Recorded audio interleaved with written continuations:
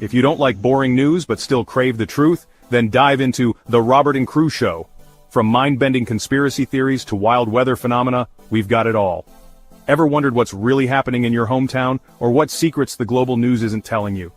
We dig deep into the core of every story, unraveling the mysteries one podcast at a time. Join Robert and the crew as we navigate this vibrant, ever-changing cyberpunk landscape, bringing you interviews with the most intriguing minds out there. Whether you're a skeptic or a believer, a news junkie or a weather enthusiast, there's something here for you. So strap in, listeners, because we're about to take you on a ride through the neon-lit alleys of truth and intrigue. This is the Robert and Crew Show, where the future meets the fantastic.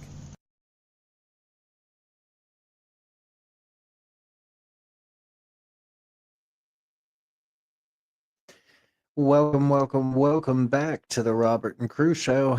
As always, I'm your host, Robert. And I'm the co-host, Crew. And we got a special for you guys tonight.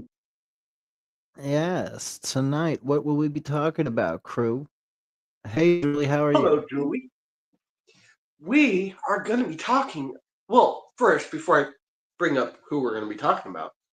So, yesterday, we were talking about doing a new series called the Occult series.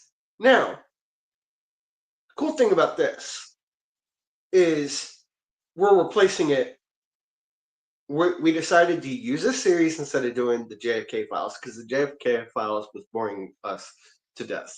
So we figured this would be a better series to do.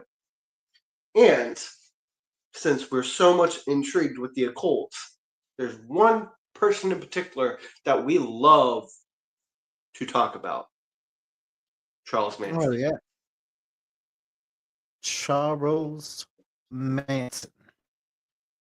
Now, we could do multiple different parts on each particular occult person, or, you never know. But we're going this route, and hopefully it works out, because the occult is one intriguing topic.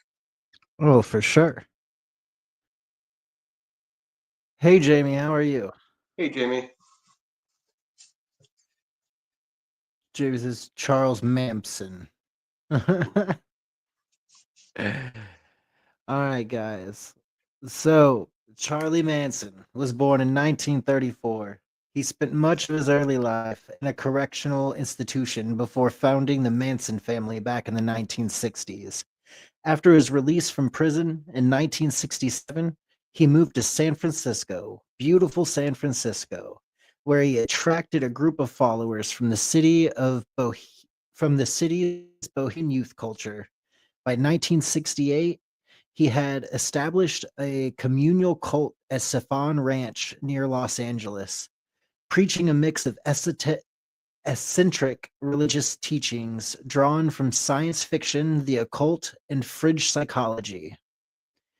Manson's ideology centered on apocalyptic race war called Helter Skelter, which he believed would devastate the United States and leave the family in a position of dominant power. This belief steeped in occult and symbolic imagery, with a cornerstone of this control over his followers, who saw him as a messianic figure, a prophet. His teachings included rituals and worldview that blended elements of mysticism with personal grievances, particularly against the music industry, where he had failed to gain traction as a musician through connections like Dennis Wilson of the Beach Boys and producer Telly Melker. So Manson went on this crazy thing where he wanted to create a race war and call it Helter Skelter, and he did all of this down to the Tate murders. He did all of this because he was a failed musician. Can take that in for a second. Charles Manson did all of his bullshit because he was a failed musician. Nobody wanted to hear his music. And I've heard it. It sucks. It's terrible. If you ever get bored, go onto YouTube and type in Charles Manson music, and it will pull up all of Charlie Manson's music. And it is terrible. It is horrible. He is not a good musician at all. I'm glad he didn't gain traction. He was a terrible musician. But maybe, just maybe, had Manson become the musician that he wanted to be, maybe Sharon Tate would still be alive and there would have never been a family and nobody would have ever died. Well, since we're talking about Sharon Tate, I'm going to bring this up real quick. Okay, so around August 8th through 9th of 1969, victims, actress Sharon Tate, who was pregnant at the time, Jace Sebring, Abigail Folger, I can't pronounce that one name. Oh gosh, it starts with W. It's Wojciech Rajkolski, I guess how you say the name. I had to look at it because I couldn't remember how to pronounce the name. Wojciech Frykowski. Thank you. And Stephen Parent. Location was somewhere in Los Angeles. Details: Manson directed followers to kill everyone at the house. A former residence of music producer Terry Melcher, whom Manson resented from rejecting his music. The killings were brutal, involving stabbings and shootings within with pig written in blood at the scene. La Blanca murder. This one happened August 9th through 10th, 1969. Victims Lino and Rosemary LaBlanca, a grocery store owner, and his wife. Location: their Los Angeles home. Details: Manson personally participated, tying up the victims before instructing his followers to kill them. Words like war and helter skelter were carved into the bodies and written on walls. Other crimes. The family was linked to other murders, including Gary Hinman, July 1969, and Donald Shorty Shea, a Spawn Ranch worker, though evidence was less conclusive in some cases. So those are some. Well, yeah, that was the murder of Sharon Tate and a couple of other people that the family were directly tied to, or they speculated the family helped murder. Kind of jumped the gun there, though. We didn't need to go right into the murders. Like, we didn't even get into the occult symbolism yet, which is what was going to go on before that. You got to get into his early life and what Manson was doing. That's what I was doing. You went right into the murders. Well, you brought up Sharon Tate. I brought up Sharon Tate because that's the one that everybody knows. Yeah, you jumped the gun there, brother. I'm sorry. You know how fascinated I get when we talk about Charles Manson. Yeah. Well, okay, so there was a lot of occult symbolism that Manson used. Manson's fascination with the occult was evident in his teachings. He incorporated elements of astrology and numerology and apocalyptic prophecy. He often used symbolic language, such as references to the Book of Revelation or the Beatles song Helter Skelter, which he interpreted a call for action for his apocalyptic vision. The symbolism was not just theoretical. It manifested in crimes committed by the family, with phrases like helter skelter and rise written in blood or carved in bodies at crime scenes. Particularly during the Tate and LeBlanc murders, Vox, the Manson family murders were not a counterculture revolt. The occult practices within the Manson family included drug-fueled rituals, including LSD and maybe ecstasy, and a hierarchical structure where Manson's word was law. These practices fostered a sense of otherworldly loyalty among his followers, many of whom were young and vulnerable, drawn into the counterculture scene and ethos of the late 1980s. The symbolism extended to their lifestyle at Spawn Ranch, where they lived in a commune that resembled a cult, with Manson as its center. Manson believed he was Jesus Christ reincarnated. Manson also wielded both spiritual and physical authority. The cult-like dynamic. The user's reference to Manson's cult-like family likely alludes to the cult-like devotion and structure of the Manson family.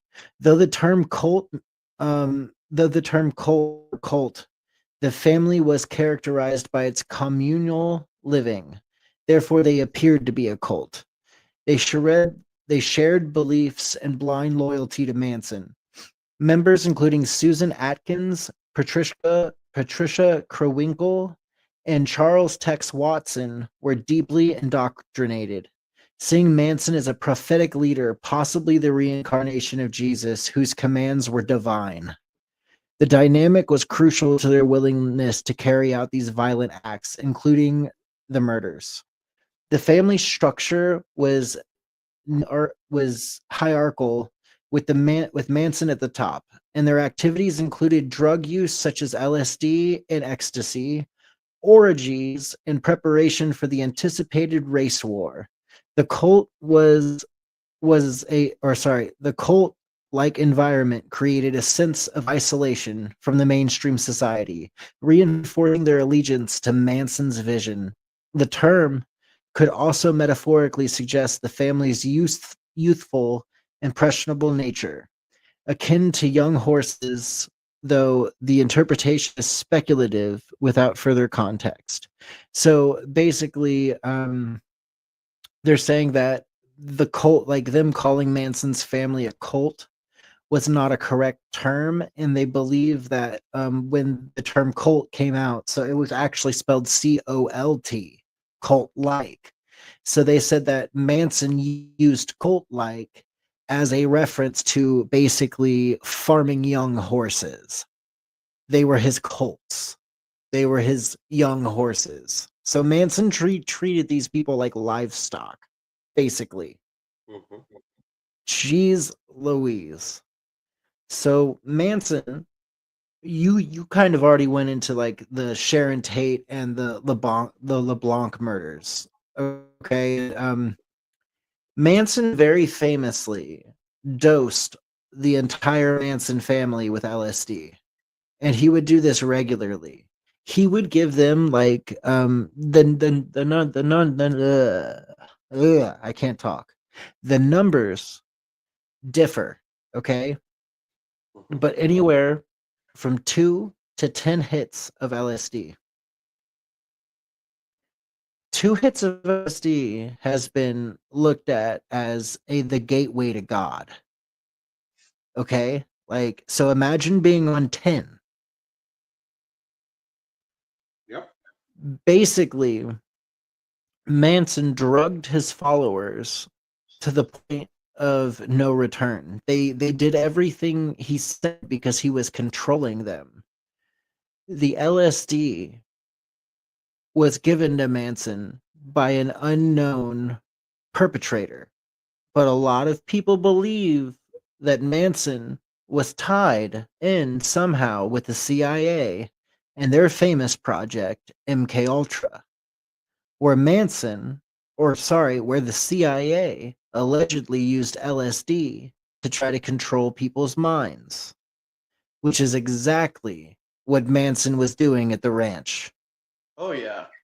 It points it directly to all of that, and it's. I mean, we could say alleged, but there's no point because it's proven. Well, we say alleged to the CIA connection. We Yeah, have no proof of it. that There we there can. there have been people that have suggested it, and there have been people who claim that Manson was in contact with the CIA or FBI, but there's no real paper trail back to the It CIA over Charles Manson. as all we can say is a theory because of the fact that one, we can't prove it because around that time it was hard to prove. But we're not stupid. No. And you know the We know for a CIA. fact that it leads to all that. I mean, yeah, we have to say alleged for our own safety, but at the same time, we're not stupid. Well, the CIA ties back in with a lot of drug peddling around the United States of America. Oh yeah. Um, for instance, everybody knows, and this isn't alleged either, is Bill Clinton, the unknown politician from Arkansas who soon became president, had I believe it was CIA, it may have been somebody else, but they were flying cocaine into Arkansas and distributing it into cities like Chicago. So you can't tell me that the CIA has never dabbled in drug-related ordeals with the American public, because that's a bullshit lie. There have been other people. I can't remember the names of these people, but they were watched by the state very heavily, and one of them believed that the CIA was drugging their drinking water. Basically, was putting LSD in the drinking water that they were drinking and making them go crazy. So, I mean, there's a lot of allegations towards the CIA and what could have or possibly did occur. Yep. Back to Charles Manson, though. Manson used LSD on the family, and right around the same time as the Sharon Tate murders, there were rumors going around that Manson was drugging the family with LSD so much that basically he had a game, and the game was, whenever you start to feel the come down, take more so you never come down. So there is a very good chance that when the Sharon Tate murders happened, and that when the LeBlanc murders happened, all of the followers were zooted out of their freaking minds. Mhm. And I can only imagine how scary it would be to be Sharon Tate. You know, Sharon Tate's last words weren't "Help me, Jesus," or "Save me, God." She begged and pleaded and begged and pleaded for them to let her give birth, to let the baby live. That was what she wanted. She wanted the baby to live. Do you know what they did? And trigger. This is a fucking trigger warning here, okay? This trigger warning. This is graphic. They cut her fucking baby out of her stomach. That is what they did. The family cut her fucking baby out of her stomach and killed it. And then they wrote on the walls in blood, "Pig" and "Helter Skelter" on the walls. Which Helter Skelter was a Beatles song at the time, which I thought they wrote about Manson, but I'm wrong. I guess Manson took Helter Skelter from the Beatles, and he used it the Beatles are talking about a race war, the Aryan perfect whites against the blacks, which is what Manson wanted. He wanted a giant race war to break out, and the white people to go up against the black people, and all of this to end, and the American government to put race back at the top of the list again, which is what he wanted. That was the whole goal behind all of this. And I put this right back here, though, is that basically Manson did all of this because he failed at music. Take that in, guys. He allowed murders to happen on his watch and drugged all of these people and put them into his occult following and named them the family, and was basically sleeping with all of them and drugging them constantly because he was a failed musician.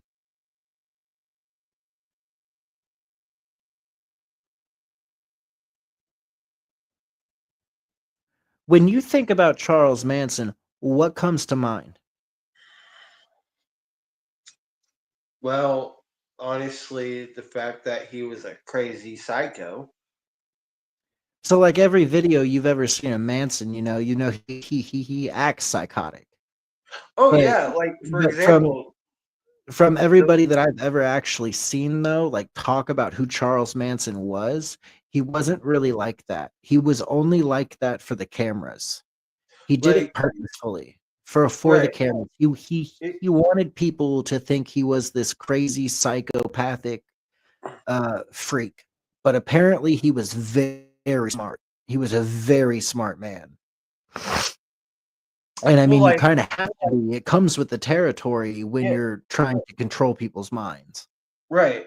Like, for example, the one time when he's being interviewed, right, in this interrogation room, and he gets up and he starts dancing like a psycho. Oh yeah, he's broken out into song during interviews. He's broken out into poetry. He's done crazy eyes. He's done the whole possessed thing. Manson well, he was because he's dead now. He died in prison. Um, he he actually they almost let him go. Did you know that? They almost released Charles Manson, and Charles Manson actually is the whole reason he stayed in prison. He said, if you let me out, I will do it again and I will have no regrets. I will find more people and I will kill more people and I'll kill, I'll kill again. Well, That was what he said. since we're on the topic of how psycho he was, let's go into his psychological profile, charisma, and manipulation subject. So Manson was described as charismatic but sociopathic figure, skilled at exploitation vulnerable people. Psychological evaluations noted his high intelligence but severe personality disorders, likely including narcissistic and antisocial traits. Motivations beyond helter skelter, Manson's actions were driven by a need for control, revenge against a society that rejected him, That and a rejected his desire. music. His Mhm, music. Not yep, even him. and desire for fame. His failed music career fueled resentment toward Hollywood elites' mental health, while some speculated schizophrenia or other disorders. No formal diagnosis was consistently applied. His erratic behavior in prison suggested ongoing instability. So I personally believe that Manson probably was somewhat of a schizophrenic or somewhat of a psychopath because e- even if you claim you're just acting for the cameras, how do you get into that mode if you're not mentally ill? You know what I mean? There's got to be something wrong with you if you can flip a switch like that and go crazy like Manson would.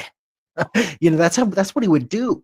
Fucking interviewers. He would just like do weird shit like that. I've got videos tonight that I'm going to show everybody of the way Manson acted during interviews in jail and different things, and it's so crazy. His mannerisms and just the way he handled his shit and the way that he reacted towards confrontation and the way that he wanted to always have control. He let the reporters know that if you didn't let Manson talk about what he wanted to talk about, the interview was over. He would not talk anymore. He wanted all of the control in that interview. Yep. You didn't get shit. If you didn't do it his way, you didn't get shit. And that's the one thing about Manson. It was his way or the highway, and he loved control. And that was one thing that the interviewers always had to do: sit back, let him do his thing, and that was your interview. Oh yeah. And that's the one thing about a lot of crazy, psychotic occult leaders. If you don't do it their way, you're oh well. Oh yeah. So we're gonna get into a fun little subject here. Charles Manson believed he was Jesus. Did you know that? Yeah, He thought he. he was reincarnated. He was the reincarnation of Jesus Christ. How do you feel about that? Honestly, okay. I've heard so many, wackos think they're this that. You Hmm. know, there's some people in the world who are so egotistical. They believe their own hype and they think, oh, we're God. We can do whatever we want. Oh, we're this. We can do Oh, you whatever we talking want. about Ye. You talk about Ye West, about Kanye West. Yeah. He's going around right now telling everybody you a god. He said that I don't even know how many times. Or He's got a you know song called that "I Am a God." or that one new false prophet guy, the Looney Bin Mahdi, guy, Mahdi, Marty, Mahdi. whatever the fuck his last name I is. don't give a shit about his Yeah, name. he's He's a telling everybody you're a pope. crap. You're your own pope. Yeah, well, he's also saying that he's the Pope, basically. He's the Pope and we're all popes. And Yeah. his whole See, thing is that you make your own rules and you live by your own rules. And I mean, the message isn't necessarily bad. He says make your own rules, and if Jesus or Muhammad or Adonai would look down on you and be like, no, that's the wrong thing, then know that you already know your place. Now, do I agree with him? Like saying that he's Jesus and Muhammad and basically all of this shit in one? No, I think he's crazy. Do I agree with his message? You know, I kind of do. The message makes sense, but at the same time, it's he's still a false prophet.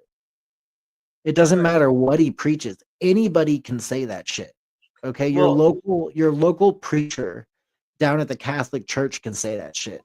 That same shit to you, and it means just as much as that dude saying it. So literally what I have to say about Mahdi is he is something else. He yeah. like I found out that dude is a filmographer,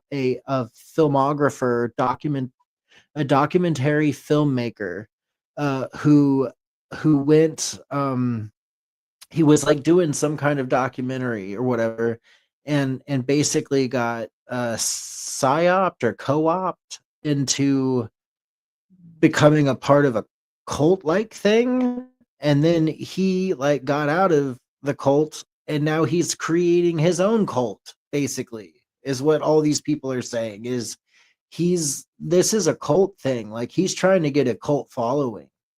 So Mahdi is also a part of the occult. In all Well, honesty, that dude is a part of the occult. He is using black magic, mysticism, lying, calling himself all of these gods or deities or Jesus, Muhammad, and God all together in one, and it's absolutely insane.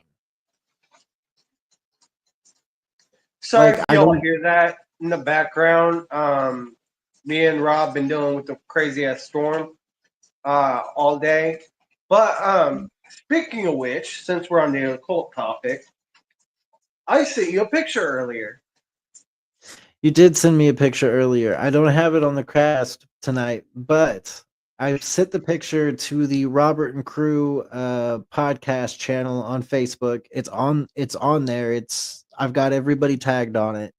We were talking about the occult last night for the first time. We did one of our occult videos, and Crew over here is waiting at the bus stop to catch the bus to either go to work or come home from work, and some dude, like, I guess, tapped him on the shoulder. He turned around, grabbed the flyer the dude was giving him, turned back around, looked at the flyer, was like, holy shit, turned back around, and dude was gone. But the flyer is talking about Elon Musk and Donald Trump performing occult shit, and like it had the revelations quoted, and it also said that Neuralink was the mark of the beast. It was 666. I mean, it's crazy shit, but I found the coincidence, like, there is no coincidence in this world. And the fact that we were talking about the occult and then somebody brought him basically occult symbolism on a paper is absolutely insane. Should I go get So, it real quick? yeah, I mean, go get it if All you right, want I'll to be show right it back. off. Give me a second. So, yeah, I mean, I think that was pretty interesting.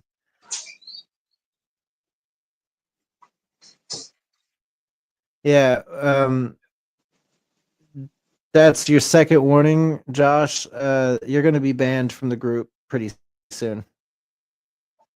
That's not appropriate to have in my chat, and I won't stand for it, to be quite honest. And I'm gonna boot you from the entire group and everything. I don't want to.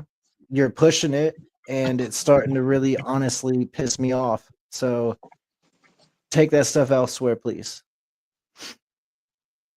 Yeah.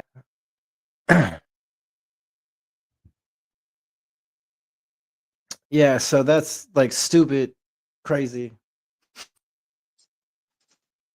So wait, what did I miss when I was coming back? We're gonna have to ban Josh.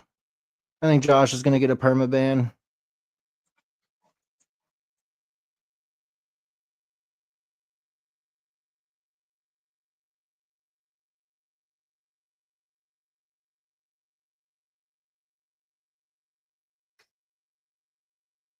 But anyways, Julie said she saw that post earlier, and that's pretty cool. No, I understand, dude. Like, I understand that you're all in it for the comedy and the jokes, and like it's funny every now and then, man. Like for real, and I don't hate on a hater for real, but I also don't want my people that are actually trying to watch my podcast and actually like the podcast to have to deal with your bullshit in the comments, basically. So, and quite honestly, it pulls away from what I'm trying to do. And I know I really shouldn't give a shit about the comments, and nor do I really. But I actually have people that I interact with in the comments, so I'm trying to keep it. I'm trying to keep it respectful, per se, right, crew? Would don't you want this cast respectful? Yeah. Yeah. So in me, you can you can say sorry, you do whatever, but I mean, I get it, dude, but it's no excuse. It's no excuse to be rude on somebody else's stuff. So I think we are going to issue a permit ban, Josh. I'm sorry. Back to the show though. Manson, what were we talking about on? Well, you showed the picture. You showed your picture. What do you have to Yeah. say about that? So okay, so I'm gonna pull it up a little bit closer. So we got this part right here. That's really okay. Yeah. Wait. What? It says Elon Musk claims neuro cold potentially. He's his mission to people born. I don't know what that says. Elon Musk claims something could potentially something vision to people born. We got in the middle, Mark of the Beast. We got and that no man might buy or sell save he that had the mark or the name of the beast or the numbers of his name. Revelation 13:17.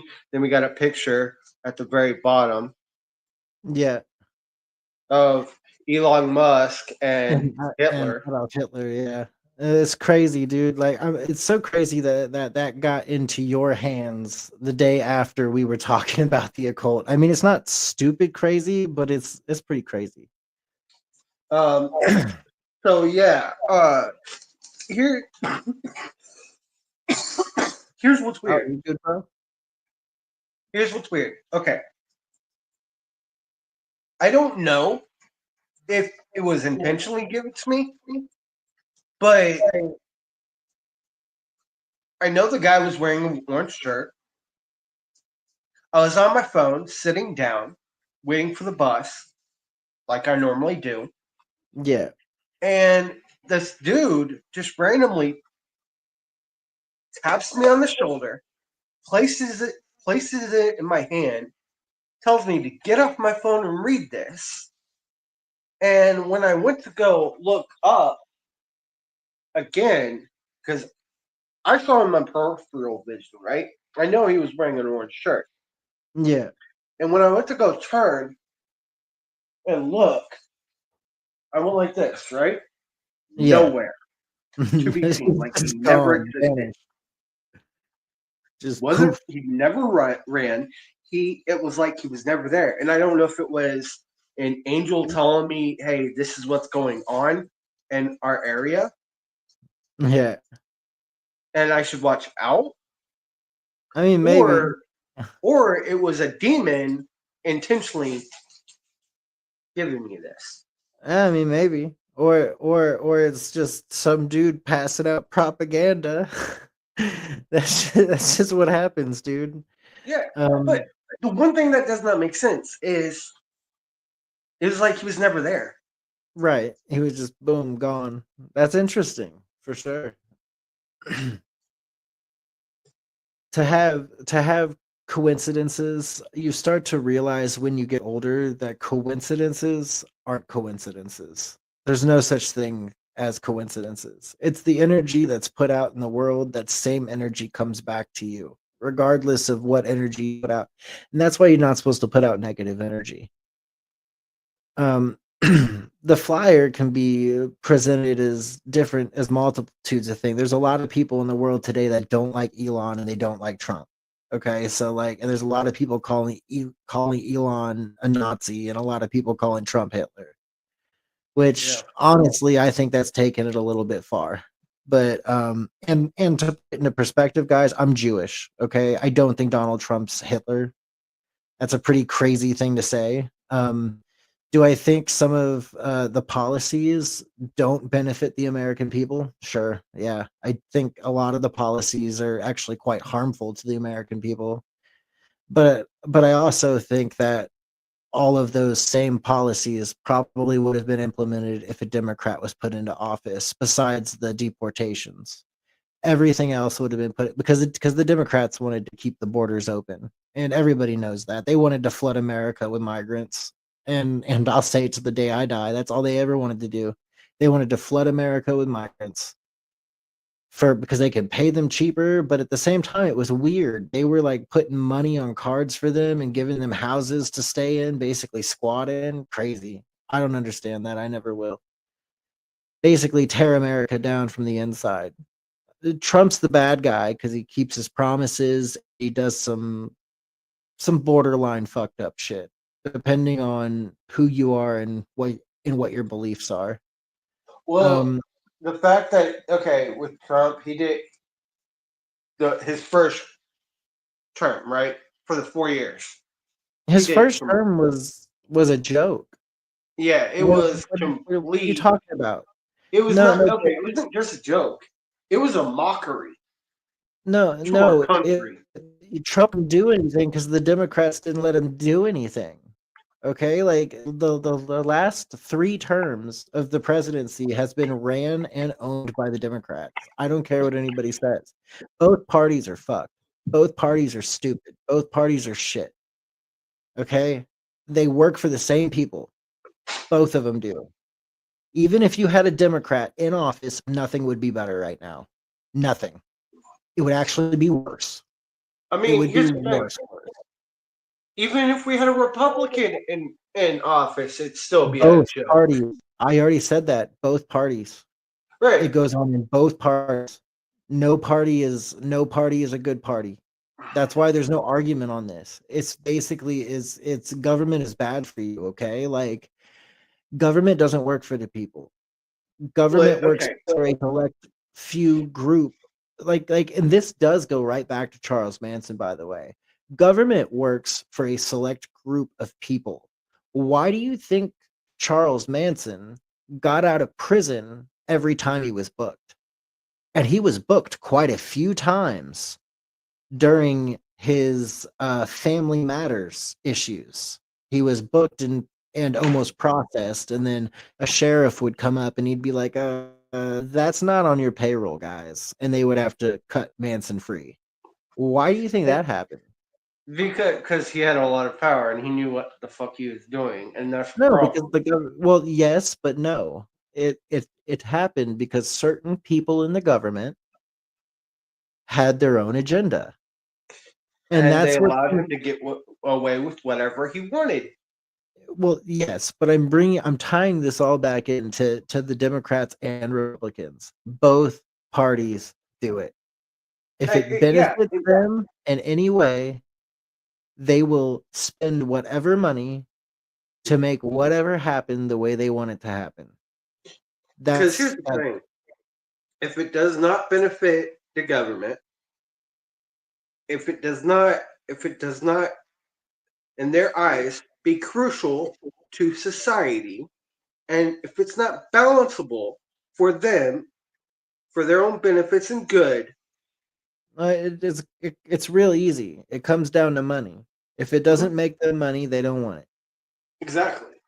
That's why we're in wars all the time. Mm-hmm. The reason why they let Charles Manson do whatever Charles Manson wanted to do, allegedly, was because they benefited from watching how LSD affected the family. It was like a trial of watching, can LSD be used as a mind control substance? And 100% it can. If you dumb somebody down a shitload with LSD, yeah, eventually you can brainwash them. But you can do that with just about anything. If you put somebody in a room for a week straight and don't give them any food and only give them a glass of water, by the end of that week, they will be begging you and telling you that they will do whatever you want for a plate of food. Yep. I guarantee it. And at the end of them doing all of that, guess what? You do it again for another week and for another week, and they get used to not eating but once a week. They're going to do whatever the fuck you say. That's literally brainwashing within itself. And that's what Manson did, just not locking somebody in a room and only giving them food once a week. He locked them all in a mansion or in a cave together and made them do ecstasy and all have orgies and do LSD and then plan the Sharon Tate murder, the LeBlanc murders. Is exactly what he did, and he got away with it until Sharon Tate ended up dead, and the murders all went directly back to Manson, and they could prove it. There was no this didn't happen. There was no this is how it is. It just happened. So and you know, the government, the CIA, whoever, whatever agency, it doesn't even have to be the CIA. It can be any agency that has any pull or hold on people like that can determine whether or not they're a threat at the time being. Why do you guys think Oswald was never captured before he supposedly allegedly shot Kennedy? And Oswald was being watched. And we know that from the files. Yep. All of these people have been watched at one point or another. And some of these people come out and commit horrible, horrible crimes, vicious crimes. And they're not dealt with until it benefits the government to deal with them, or they become way too out of hand.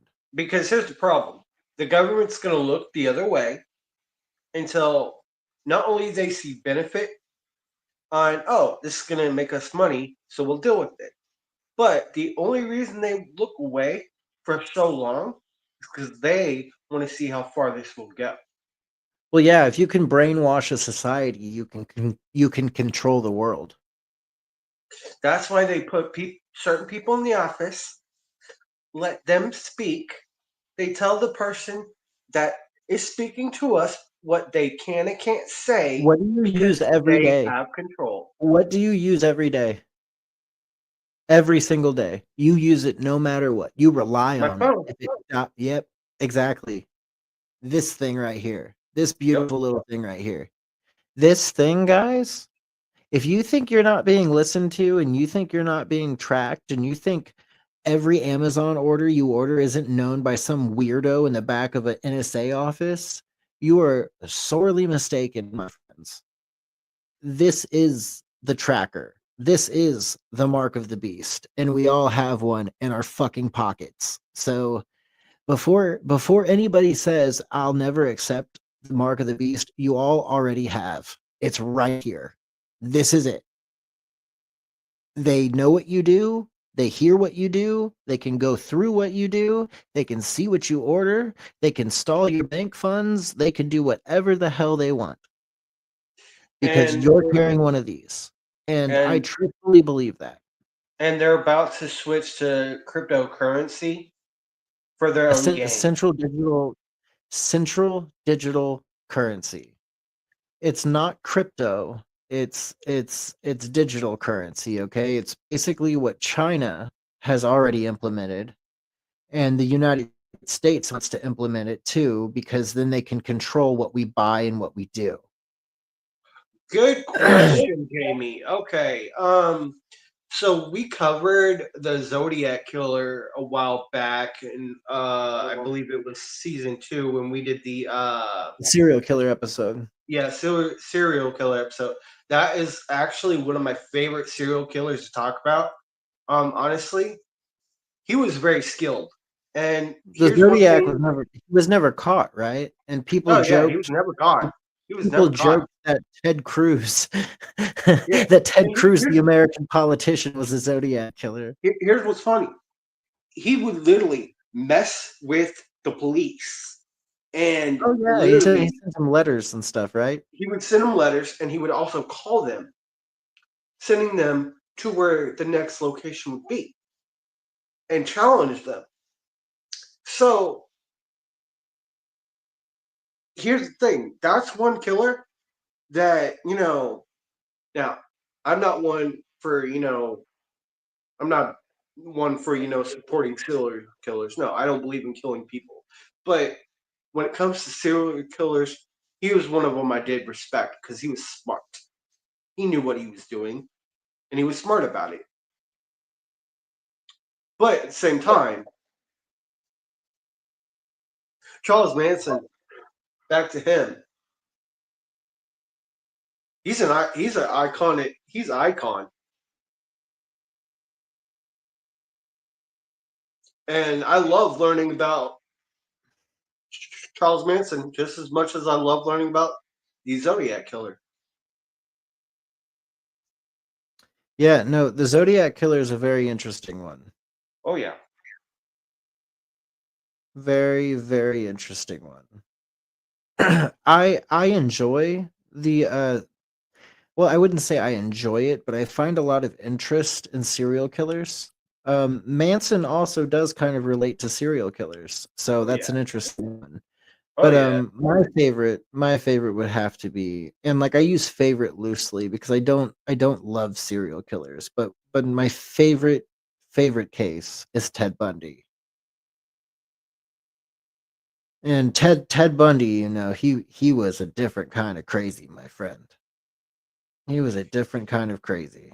Well, since we're on the serial killer topic, besides the Zodiac Killer and Ted Bundy, my all-time favorite, H.H. Holmes. Oh yeah. H. Holmes, he was supposedly the one of the craziest killers ever, and there was a whole theory that H. Holmes was actually Jack the Ripper who left Spain or France or wherever the Ripper was. The Ripper was in England. London. So he Yes, left London, England. London. Yeah, he left London and moved to Chicago and built the H. Holmes Horror House that was a ex hotel. Yep. And there was a lot of secret passages in H. Holmes's house or the hotel, and there were rooms that looked like he used them to drain his bodies and different things. Like H. Holmes was crazy.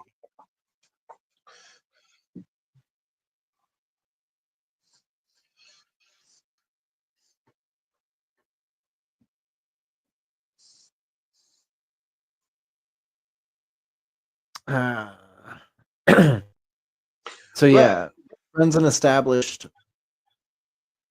Or sorry, I think we've established that serial killers have a pretty close mindset with Manson. I think quite honestly, they're both psychopathic, sociopathic, and a lot of them are egotistical. So I mean, I think Manson falls right into the category of serial killers, if you ask me.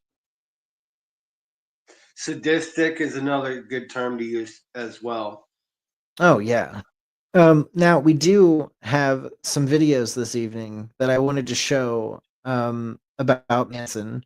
Uh, Jamie, we'll get more into like if you want us to do another serial killer episode, we'll gladly do it, and we'll hit some of the killers we didn't talk about.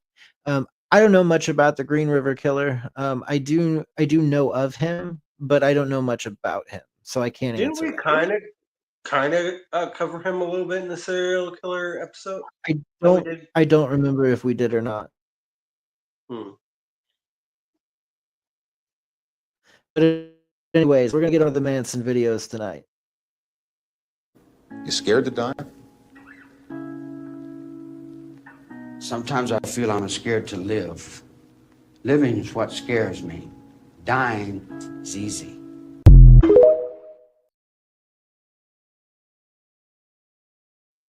You see, and that's why people called Manson charismatic for points right there. Is that when he was like talking, he knew what he was he knew what he was saying when he wasn't being crazy. Listen to Manson's response when The genuality and him confirming that to the interviewer, you can feel that at that moment he was being very truthful about what he was saying, because some people are scared to live and just scared to die. For sure. And Manson was open and honest at that point. Yep. Listen to Manson's response when asked if he felt remorse. Remorse for what? You people have done everything in the world to me. Doesn't that give me equal right? I can do anything I want to you people at any time I want to, because that's what you've done to me. Manson claims that he's done nothing wrong and society has done everything to him. In Manson's mind, he truly believes he did nothing wrong and he shifts the blame to other people. This is what can be described as narcissistic personality disorder. Those with narcissistic personality disorder lack the ability to understand others' feelings. Make sure to drop a like and subscribe to find out what happens next. Okay. I want to point something out real quick. The lady is absolutely right, because here's the thing.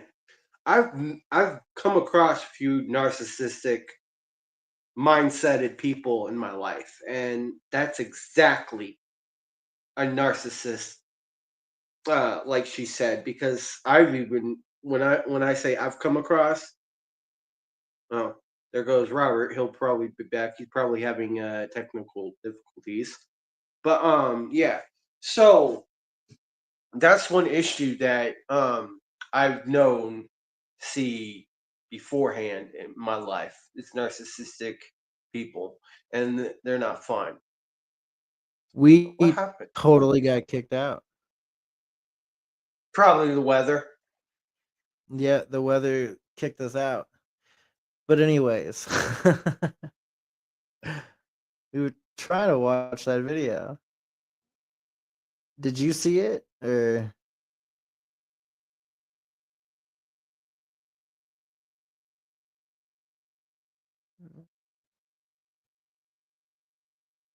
No, man. okay, let's There was play no it video now. when you like.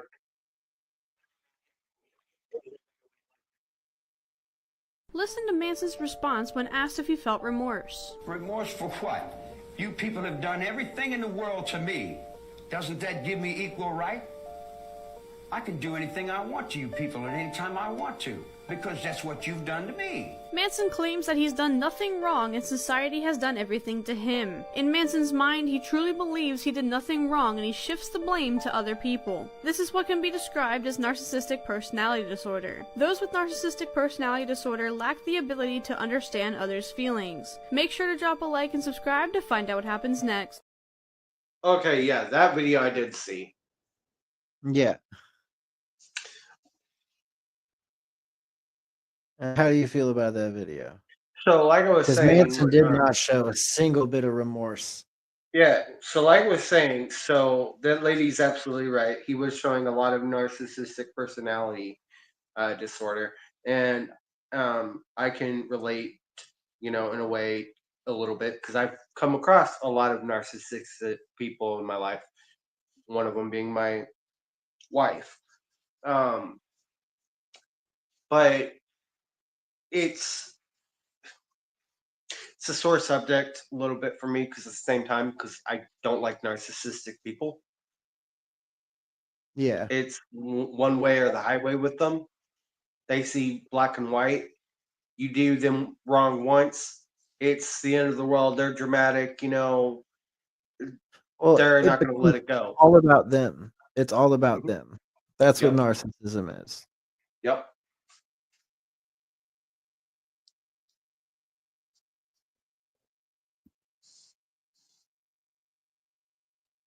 Listen, my words. I live and die by my words. I've lived and died by my words all my life, for 45 years in prison. I keep my word. My word is my bond. I walk on my word. I live on my word. Do you want the world to let you alone and turn away? Listen. I broke no law. Try to understand that. I broke no law. I didn't step out of line with God, and I didn't step out of line with the man. I did not break the law. Now, I told those people the same thing that the United States president would tell them. The only way that you can dispensate life and death is you have to be willing to give yourself to that cause.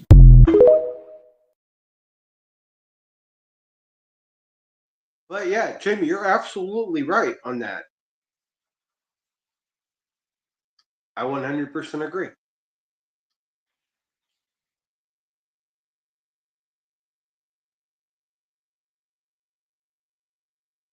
Yeah. Charles Manson, man. What do you want to call me a murderer for? I've never killed anyone. I don't need to kill anyone. I think it. I have it here. If I wanted to kill somebody, I'd take this book and beat you to death with it, and I wouldn't feel a thing. Believe me, if I started murdering people, there'd be none of you left.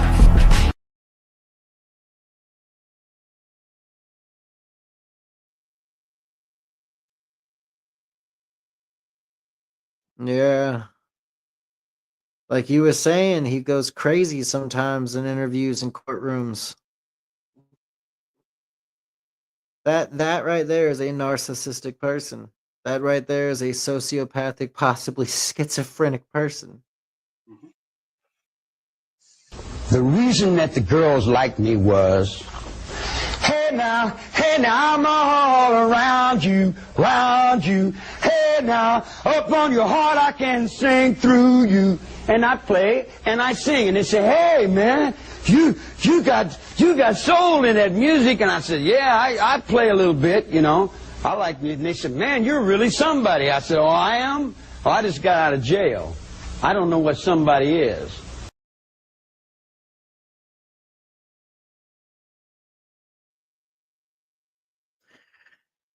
Where he would break out in a song in the middle of court interviews. And that's why the girls like him. That's what Manson said the girls liked about him. He knew how to sing his little heart out. It really just gripped the women. They were Was probably that just gripping for drugged you? out of their freaking mind, to be honest. Was that gripping for you, crew? No, That just turn you on? that just turned me off. Like, okay, dude, just stop. You're so egotistical. It's not even funny, kind of like shit. Yeah. He's creepy. He's a creep. How comes the court shirked and turned their backs on me and wouldn't give me my rights? They gave you your rights. Rights in what direction? I didn't even get to put on defense. Yeah. When it come defense time, they said, we're taking too long, and this covered it up and told the public another outburst, another Manson outburst. Yeah. If you...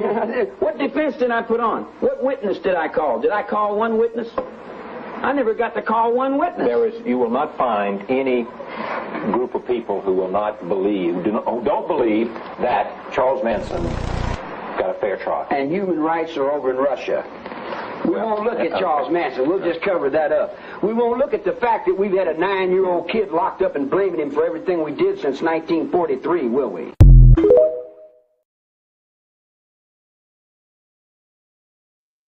Oh yeah, Hmm. Julie, he is a crazy person. He is actually he's beyond crazy. He's a sociopath. It's psychotic. Should have Hmm. been on meds. But I wonder what he meant at the end of that when he said that about the little boy. Was he talking about himself or was he talking about somebody else? Who knows?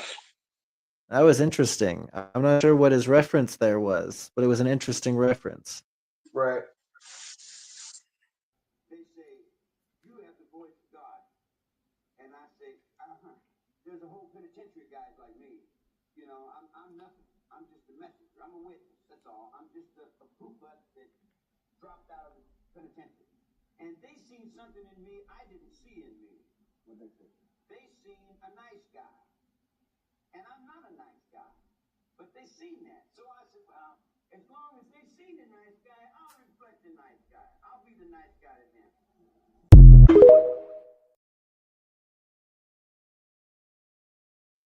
That says 2025, but he should have been dead way beforehand. No. That the video was just taken in 2020, or the video was just posted in 2025. Manson is dead. Yeah, that's what I thought. Yeah. Believe me, if I started murdering people, there'd be none of you left.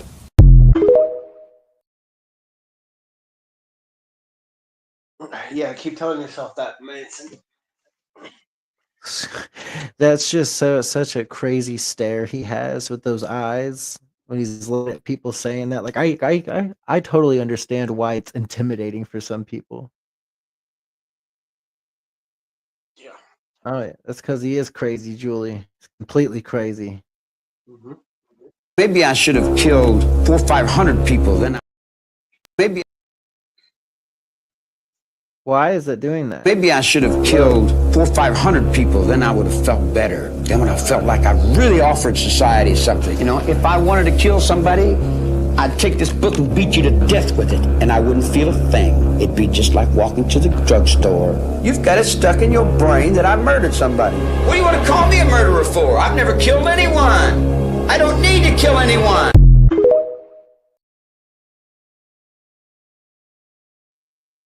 His tirades. I mean, we saw part of him saying that part earlier, but yeah, no, he had crazy tirades, man. Maybe I should have killed 400 or 500. I was there about a week, and a guy goes, hey, you want to meet Charlie Manson? And I went, Charlie Manson? He goes, yeah, he's here. He works as a gardener in the Catholic chapel garden. So he took me over to see him, and I saw him from the door. I didn't actually go in and meet him at that moment. And quite honestly, I was disappointed. And here's this little tiny man, beard, hair, and I kept thinking the way everybody talked about Charlie, he would be a larger man, and he wasn't. But my first actual interaction with him, he was at the canteen line, and he would have rocks that he had painted. And he goes, you want to buy one of my rocks? No, I don't want to buy one of your rocks. What, you don't want to buy one of my rocks? And he goes, don't you know who I am? I'm Charles Manson. I'm more famous than Jesus Christ.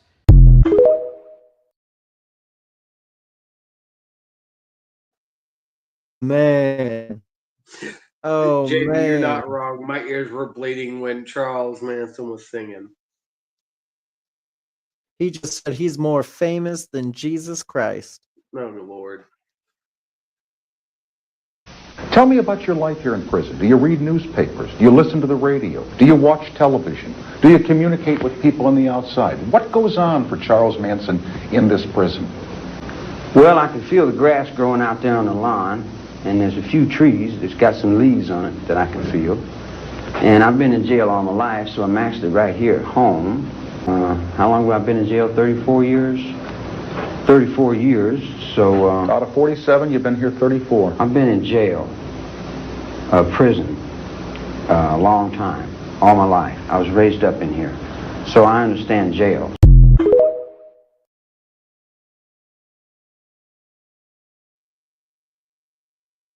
See, so that makes me think that in the earlier video, he was referencing himself.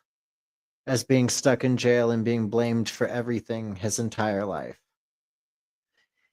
He really thought everybody in the world was out to get him.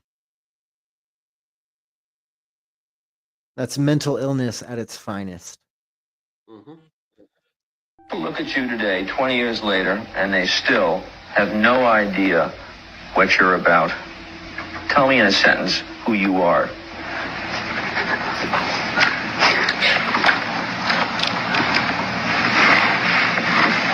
Nobody. I'm nobody. I'm a tramp, a bum, a hobo. I'm a boxcar and a jug of wine.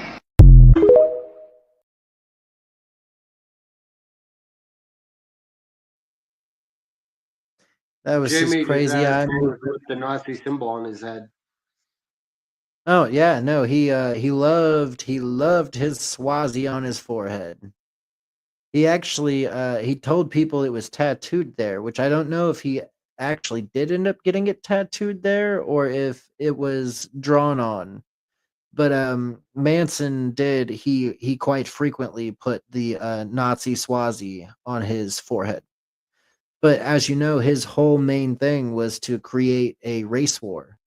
He wanted to bait a race war, white against blacks, and he thought Aryans were the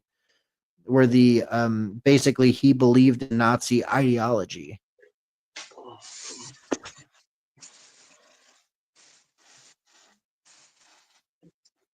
Right.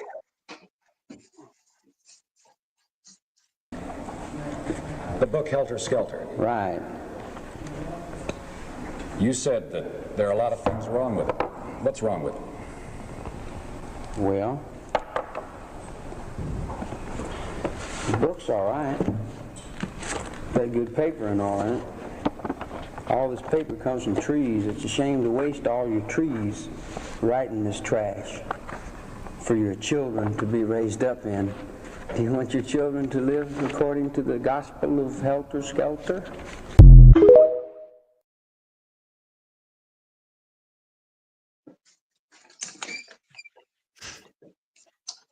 Do you want your children raised up to the gospel of Helter Skelter crew? No. You got to save the trees and stop making books. That's an interesting take on environmentalism. Don't write books because they're trash. Charles Manson. I see this, and this is a reality. The air in LA Basin is dying. Where there used to be bees, the bees can't live. Where there used to be butterflies, the butterflies can't fly. I said to Blue, I said, girl, I'm going to call you Blue. I said, you see that sky? I said, that sky's dying. If we don't do something about that sky, nobody cares. If you don't care, there's going to be no life left on this planet. I said, do you see that water over there? And I said, they're dumping tons of junk in that water. So you're blue for the sky and the water. And I set those people's minds, like he said. I set their minds back on the track with Jesus on a rebirth move.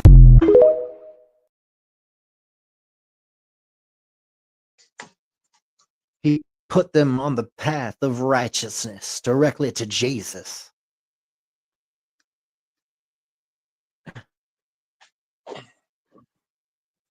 What about that crew? In his dreams. The past 5 years have aged him 20. The eyes, which sensationalists had called hypnotic, are now old, and at times seem to mask a beaten man. But he is active, busily working on his appeal. He wants to be granted pro per, in other words, allowed to represent himself in court, to bring himself and his co-defendants all back to trial again, to lead his own defense and gain vindication. Well, those incidents that took place basically had nothing to do with me personally. Even though I am responsible, and I could accept a certain amount of responsibility, but I could also say, you're responsible, and you should accept a certain amount of responsibility. I could say that we're all responsible, And we all should accept a certain amount of responsibility. First of all, accept the What responsibility. you're saying is you did not kill those people. Oh, no, absolutely not. I never been killed. I never was even in the... You sat all through the trial. You know, you heard even the district attorney's evidence never put me on the scene of any crime. You know, like killing somebody. When you kill somebody, you're killing yourself. The girls told you that from the witness stand. I don't want to take my own life. I like me. And I wouldn't want to take your life because I like me. And I like you too. I like you as much as you let me and as much as you like yourself. That's what I say. I was with those people as much as they was with themselves.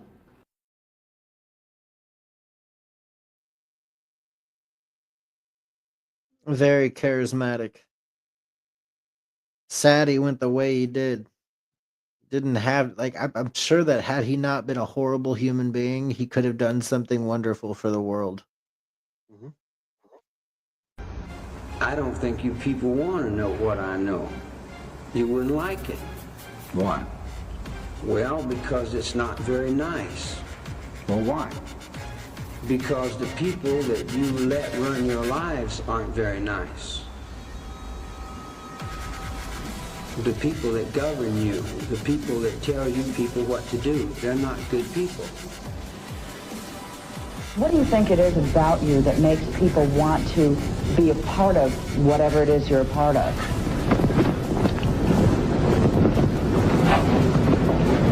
I'm brand new. Everything I do is always brand new. Feel blame? Are you mad? Do you feel like Wolf's Kebab's right Flanders? Get Flanders, get Remits, get Google, get about.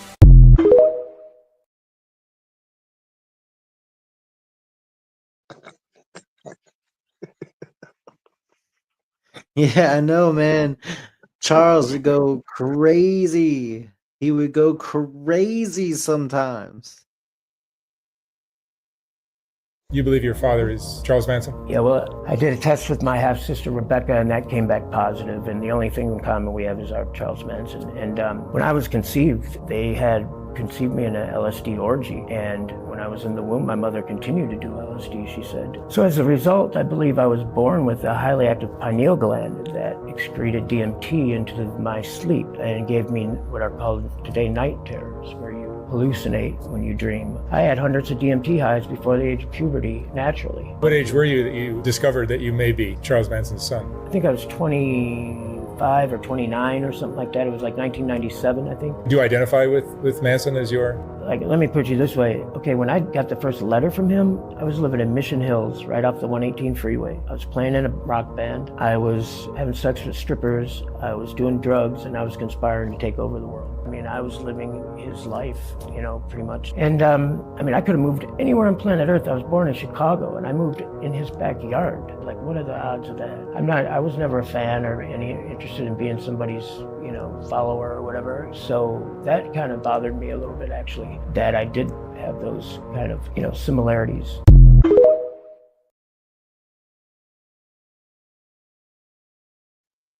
So that's supposedly Charles Manson's son.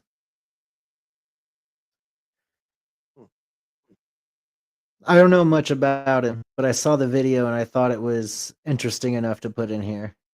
Right. If you got out of here, there are a lot of people who think you'd go start killing people again. Again?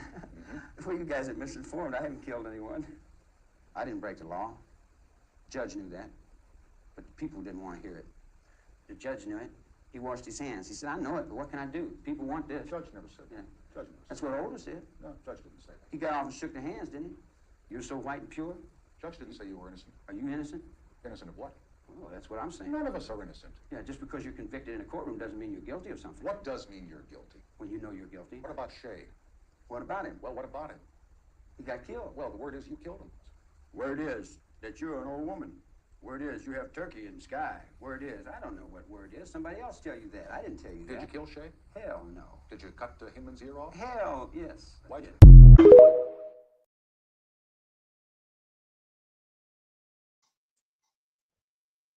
Whose ear did he cut off? I don't know. That's all I heard at the end of that was, "Did you cut off an ear?" And he said, "Hell no, yes."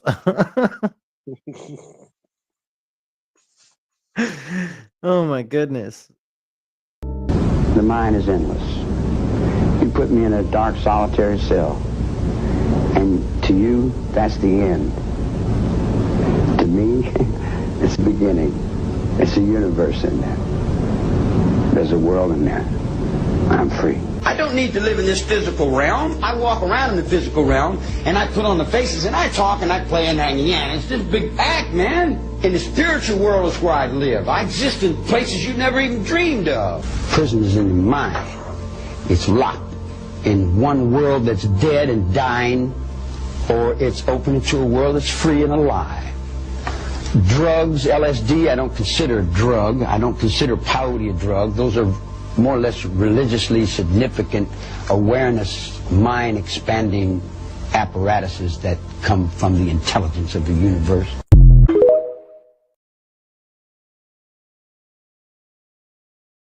So Jamie, peyote, what? Jamie asked, hold on.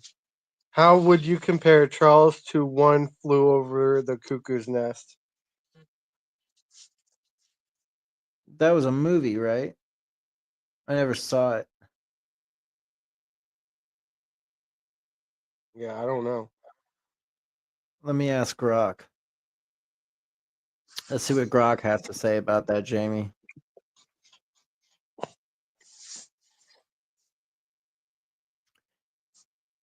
What are the similarities between Charles Manson and the movie One Flew Over the Cuckoo's Nest?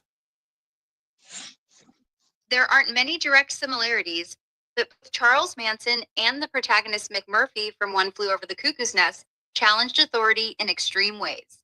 Manson manipulated his followers into committing crimes, while McMurphy rebelled against the oppressive system in the mental institution, pushing boundaries to assert control. So basically, just they both pushed boundaries to assert their control. So I mean, like I said, I haven't seen One Flew Over the Cuckoo's Nest, so I couldn't tell you how I felt about it either way. The mind is endless. You put me in. Oh, sorry, did I put my hand in No, that's okay. Click. You know, click, everybody click, likes click. this Everybody evil. wants a picture of you. Everybody Charlie. likes that evil character they created. You know that guy with the eyes. Who's got mine? It's done. You got to realize, man, all them guys you've been creating are not really real in real life, man. All right. Hold on, just one second. Don't forget me on those pictures, gentlemen. Okay. Just one. Little one. You want them standing or sitting? That's fine. That's fine. Thanks. And let me give you all another thing, will you please? Yeah. Everybody says I'm 5'2". When I was arrested, I was 5'7". Then I went down to 5'6". Then I went down to 5 foot. Then I went to 4 feet. Now I'm down to 5'2". Pretty soon I'll be 5 feet. By the time that you all die, I'll be about 3 feet tall. So how tall are you, Charlie? 5'6". Okay. And 3/4.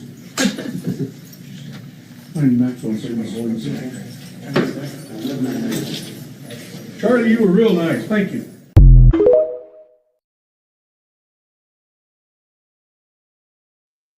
I mean, I will say the man was funny. He was funny when he wanted to be. He had a lot of comedic points to him, and I think that's quite funny, actually. Yeah. Realizing that the public thought that Charles Manson just hypnotized some people to do these crazy things, but in reality, everything we know about the Manson murders, this guy was MK Ultra. He was trained by the government, and this was an order for people to, I guess, to just end the hippie dream. They wanted to go to war. It's incredible the lengths they will go through to get the public on the side of war, and it's extremely upsetting. And then even in that, back in the 60s, that was a pretty much Project Mockingbird, because he explained how all the press then was writing every minute, every detail, because they wanted to traumatize the press. And these moments are traumatizing. Pearl Harbor, traumatizing. I always go back to my propaganda as a child in school, 9/11. And now I think back at it, I'm going, oh my gosh, just the words they use, and they don't let you think about anything but the emotion of it, right? Like, and so we get in line and we go, okay, yeah, no, we're totally okay with establishing TSA and giving up all of our freedoms in order for us to stay safe. Gutting the Constitution. Gutting the Constitution because all they're doing is showing us these images and talking about terrorism. And I was in the classroom and they're telling us, you know, in order to be safe, to keep you safe. And then we have to go to war, and we can't just quickly say war in Iraq is okay. Don't even ask questions, even though there were Saudis in the plane. Yeah. All it takes is something very traumatizing to happen, Operation Mockingbird in full effect, and you can, in most instances, get the public to be persuaded to go into a war, a conflict that they know nothing about. So basically, you can mind control the public with a crazy traumatic event. And she related that to MK Ultra and Project Mockingbird, along with Charles Manson and what he did, and how supposedly the government, she believes, allegedly controlled Manson, as we stated earlier, could have been CIA. Man, you better hope somebody wants to be president. You dig what I'm saying? But who in the hell would want to be? Can you conceive of what kind of brain would want to lead these fucking Rube Scoops out there? And, you know, because there's no communication with them. You dig? If you took a horsewhip and beat them, they still wouldn't understand what the hell you're talking about, because there's no intelligence there. They don't have the intelligence to change. Once you get them, they go, the rest of their life, They'll do that for a paycheck, You tell them, don't do that no more, and they go, There's no communication. You tell them, I tell them, stop doing that, and they'll go, I said, stop it, and they'll go, and you cut someone's fucking throat and throw blood in their face, and they'll go, You see what I'm saying? In other words, there's just no intelligence, man. You don't have any hope for mankind. Not on that level. Not on that level, I don't. No, that's not mankind. That's not intelligence. You know, it's not even beast. It don't have the intelligence of a zoo.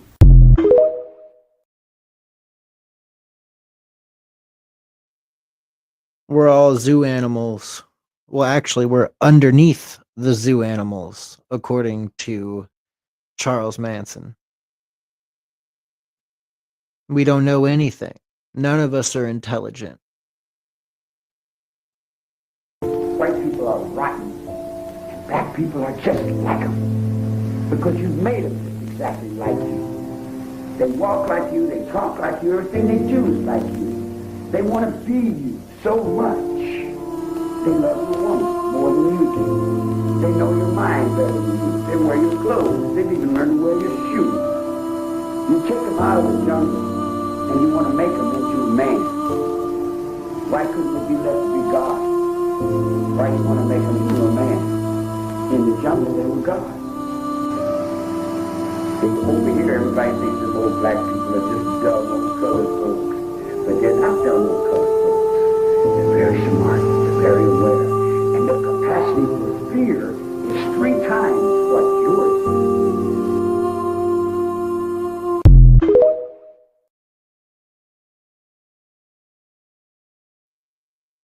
He was all about creating problems between white and black civilians within society. He, like we said before and stated before, his main goal was to create Helter Skelter, which was supposed to be a race war.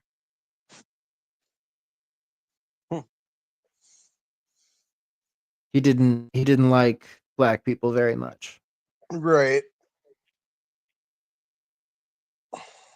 But how did you learn what had happened those 2 nights? The next day and then the day? Oh, no, it took after? years, man. I've been going through a lot of changes in here. I was on cell 13 in death row, walking back and forth, saying, how did I end up here?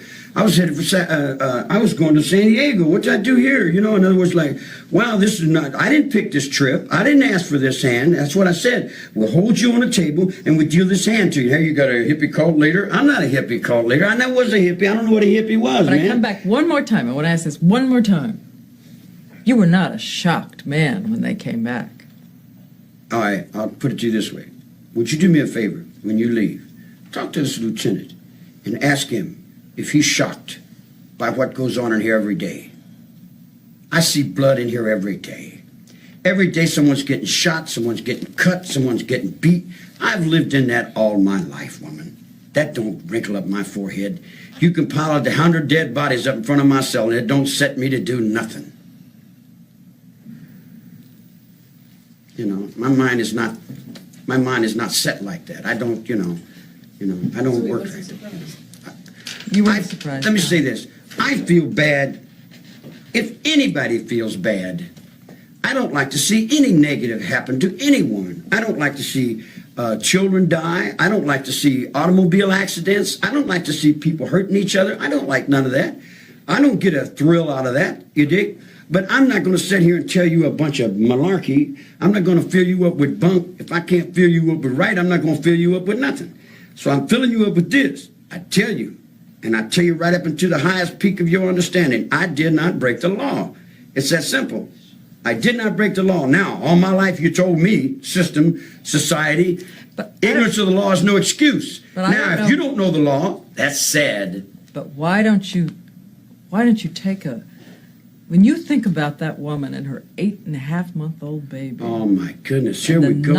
Let's bleed hearts. Let's bleed. Why don't we just cut ourselves and just die because we feel so bad? We don't feel bad. What about them other people? What about them poor people starving to death over in the Appalachians?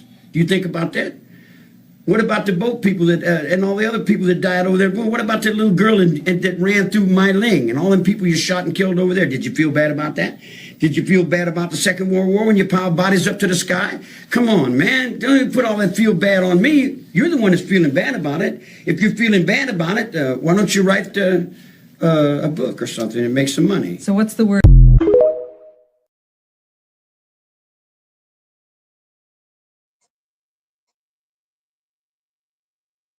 I mean, he does have a point. As much as you don't want us to look at it, he does have a point. He said, do you really feel bad about Sharon Tate, or do you feel bad about every single other person that's ever been killed by anybody in this entire world, or do you only feel bad for Sharon Tate because she was pregnant with an 8-month-old baby? Which, I mean, yeah, it's horrible. It's horrible. But he does have a point, and that's what's disgusting.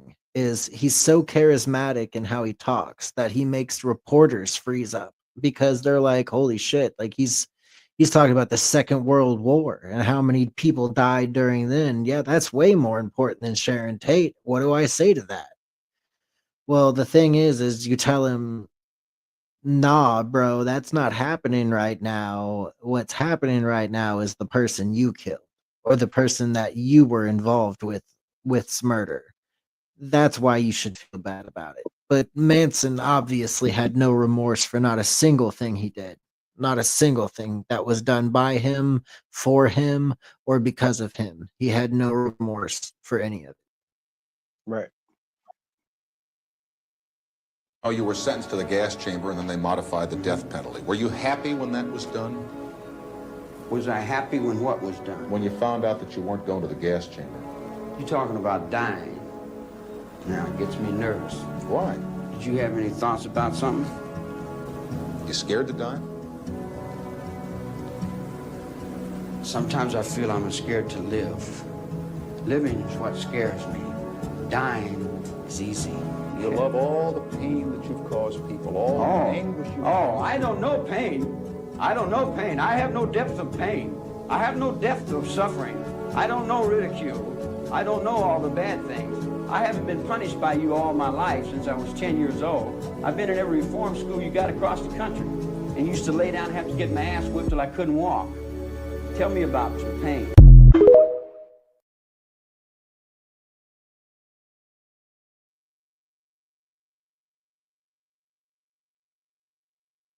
Sadistic. Mm-hmm. Very. That night, August the 10th, Did you? 1969. Why duck it? Why dodge it? Why not answer it yes or no once and for all? Put it behind you.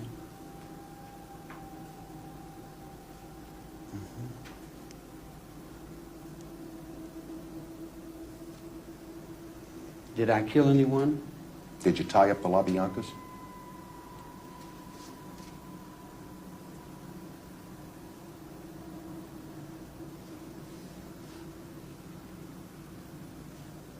Atkins testified you did. That's what Susie said? That's what she said. Yeah. And you remember, you were in the courtroom when she said it. She's written 3 books, and each time she said something different. Each time. Did you tie him up? Did I? Well, we came down from Abilene. And let's stay in Los Angeles, August 10, 1969. There was a hole in the wall gang there. Why don't you want to talk about it, Charles? Why don't you want to? Because I'm an outlaw, and I go so far, and then that's all you know. And if you did, That's like asking Jesse James. and if did and you if and shoot if somebody? and if, as others have written and as others have testified and as the media has reported, you did that. Yeah. And you sent your friends back in to do the deed. Aren't you a coward? My friends back in to do the terrible deed. Doesn't that the make wicked deed. Did we have the castle there with the vampires and the Frankenstein and the bugs and lizards dying in the deserts? Did we have the water that's dying and the whales are being killed and the seals are Here dying? we go again. Lay it off on somebody else. Let's Yeah. point to all the other Oh, injustices. I'm in the world all by myself? Yeah, on this one you are. Yeah. Yeah. Yeah. Yeah. It was okay, if that's the way you see it for you. You've never talked about this before, but I'm going to make it. I'm going to try it one more time. Just pull no, the cards out. now, I'm asking- you can see them when I'm You finished. got a pistol on you? No, sir. They wouldn't let me in here if I had a pistol. You Yeah. know that as well as I do. So why even ask the question? Okay. Well, I just thought you might not like what I'd done. You want to do something about it. I don't much care for what you've done. Yeah.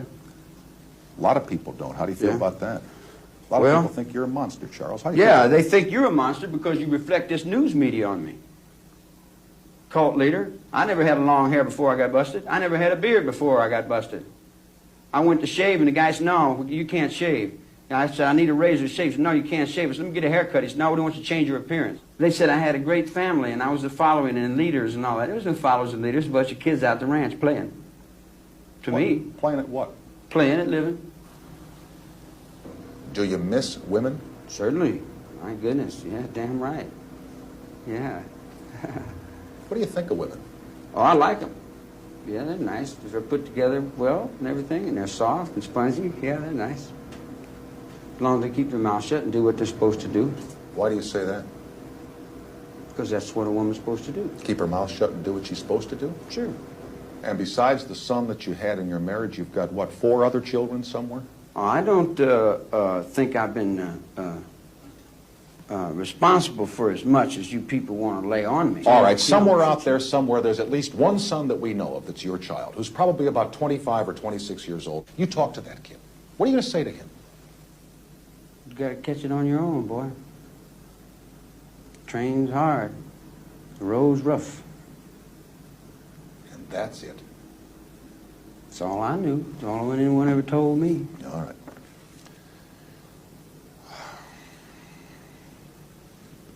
And you want to hear something? Yeah? He'll do it better than me. Do what? Whatever he does. He'll do it a little better. Kids do, don't they? Sometimes. Yeah. That's what makes them such a gas. They always seem to get through.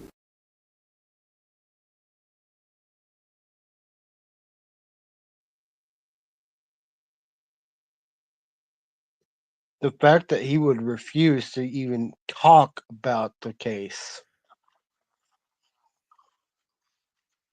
The LeBlanc case, where he supposedly tied them up. He wouldn't talk about it because he did it. He tied them up. That was the part he took part in, and Charlie knew that. He knew it.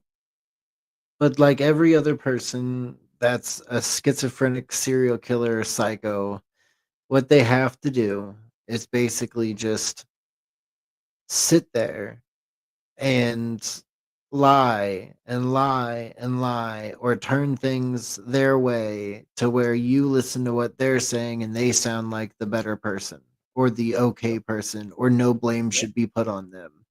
And Charlie was real good at doing that. Charlie was real good at putting the blame off on everybody else. Yep. Seen me promoting this book, Chaos. to show it to you here, just so you guys know. This was just sent to me on my birthday this year by my friends, and I had no idea what I was getting into. Honestly, you guys, my brain is melted. I don't know what is what in American society, but I do know that the people in our government are in fact evil. It is called Chaos, and the subheading is Charles Manson, the CIA, and the Secret History of the 60s. It was written by Tom O'Neill, and I'm going to very briefly tell you how the story sets up because it's impressive. You get this guy, he's about to turn 40 years old, and his editor comes at him. He's a writer for Premiere magazine in Los Angeles or in Hollywood, and he says, hey, it's going to be the 30-year anniversary of the Manson murders, which forever changed Hollywood. Notoriously, it was believed that it ended the hippies era. The murders were so brutal and so disgusting and so jarring and so shocking that all of those hippie communes that were all over and everyone wanted to drop out of college and become a hippie automatically ended. People were suddenly buying locks and saying, okay, no, actually, we can't live freely. It's not about love and rock and roll. We need to protect our families. Nobody was experimenting with LSD anymore. And so he gets this assignment from his editor, and Tom O'Neill is like, come on, it's been 30 years. What am I going to tap into here that hasn't already been said? And he starts making some calls, and he's kind of struck by the fact that people seem almost scared to talk to him. I'm going to tell you that you will not be able to put this book down. Chaos is exactly what it is. He ends up realizing that everything the public learned about those murders was a lie. He ends up discovering that the CIA was involved. He ends up discovering that the CIA knew Charles Manson. He ends up discovering that Charles Manson himself was a Fed. Charles Manson was experimenting on behalf of the government with LSD. Intentionally drugging people, that our government was obsessed with how to create how to control a mind, rather, how to create a mass psychosis. And they were conducting all sorts of illicit experiments on the American people, drugging people that worked at the CIA. This also brings us to MK Ultra. We have discussed this before. You know, the idea that the government is involved in drugging people in an effort to control them. They say MK Ultra ended. He talks all about MK Ultra. Well, do you think it's ended? Me? No, I don't. Not after the things that Ye told me. Not after reading the text messages that were sent to him from who he says was his quote unquote handler. You know, threatening to drug him and send him back to La La Land, telling him he'll never see his kids again. What happened to Britney Spears? You know, I think as a nation, we have to be able to confront the fact that there is truly evil, that demons are real. There is no way we can arm ourselves against this sort of an evil if we're not even able to acknowledge it, because it is scary. I'm telling you, when I was reading this book, I don't think I've read a book that quickly since the last Harry Potter came out. But I was chilled by not realizing how much evil our government has committed in the past. But then I felt certain of the fact that this spiritual draw that I was feeling, which I would say really, really wanting to lean into my faith, that journey kind of began for me for the last year and a half. I knew that this was the way, this is the only way. We cannot fight demons unless we are willing to acknowledge that they are demons. So I beg of you, get your hands on this book, read it, confront it, and do not read it and walk away from it saddened or feeling like, oh my gosh, what are we going to do? What if our government really is this evil? Walk away from it being assured that we already know how this book ends. In the end, goodness wins. That's the truth. In the end, God wins. And that's all I'm going to say about that topic.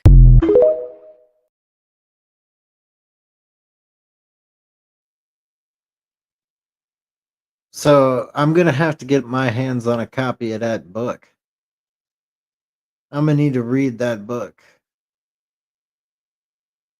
Sounds like an interesting book to read. Sure does.